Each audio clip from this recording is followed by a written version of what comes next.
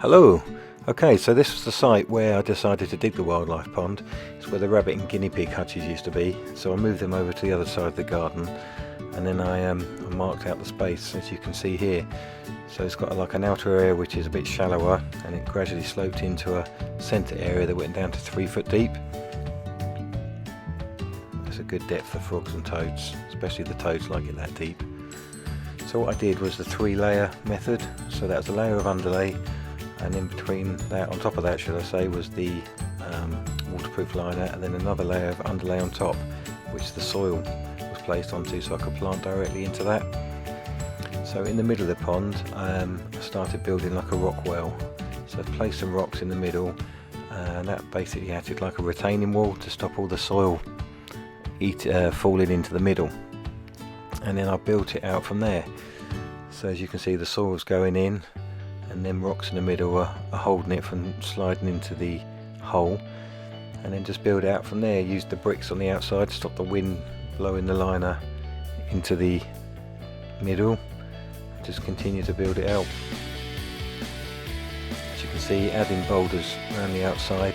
That front edge nearest was to stop the shingle from the walkway being kicked into the pond, so they kind of acted as a bit of a shield. And at the front there we've got the pebble beach, which the birds like to bath in. We've had many birds, especially we've got a blackbird that comes daily for an evening wash in that section, just the shallow area. We've got some robins, and the pigeons particularly like to wash it in there. We've got a lot of pigeons around here. But yeah, we've had some wrens coming in, and then I've just dressed it with some plants and the dragonfly perches over the water there, as you can see in this video. So again, this was back in end of April 2022. Nearly a year ago, and that's how it looked then. And since then I planted some grasses around the banks there, and that's all come in, give some good cover for the insects and the birds and the amphibians.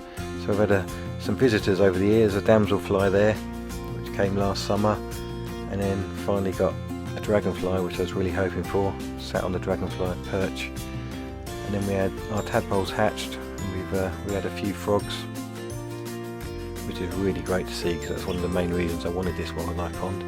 And then this is today, February 2023, and you can see we've got a big batch of frog spawn that's appeared overnight, and so we've got a new batch coming, which is really exciting.